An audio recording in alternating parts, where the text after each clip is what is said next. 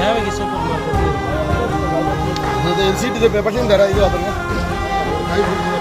அப்படியே அப்படியே பாருங்க.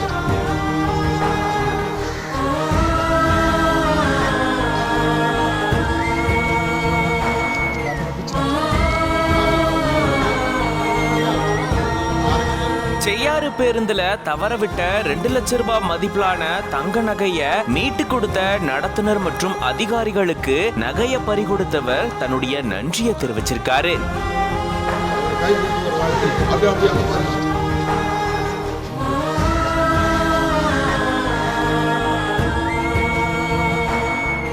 நடத்துனரோட இந்த செயல் பெரும் நெகிழ்ச்சியை ஏற்படுத்தியிருக்கு. நடத்துனருக்கு பாராட்டுகள் குவிந்த வண்ணமா இருக்கு.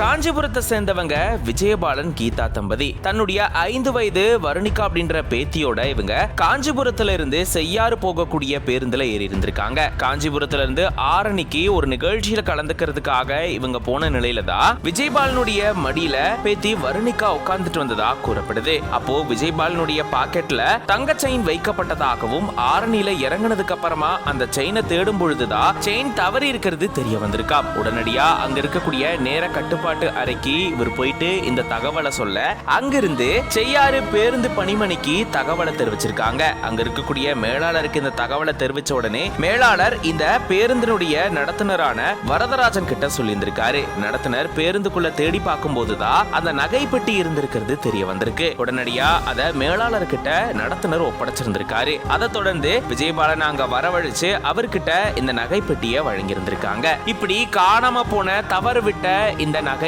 மீண்டும் கிடைச்சதை தொடர்ந்து இது கிடைக்கிறதுக்கு உறுதுணையா இருந்த நடத்துனர் மற்றும் மேலாளர் உட்பட அதிகாரிகள் எல்லாருக்குமே தன்னுடைய நன்றியை தெரிவிச்சிருந்திருக்காரு இந்த நபர். இப்படி நேர்மையோட செயல்பட்ட நடத்துனர் மற்றும் அதிகாரிகளுக்கு பாராட்டுகளையும் வாழ்த்துக்களையும் பொதுமக்கள் சொல்லிட்டு வராங்க.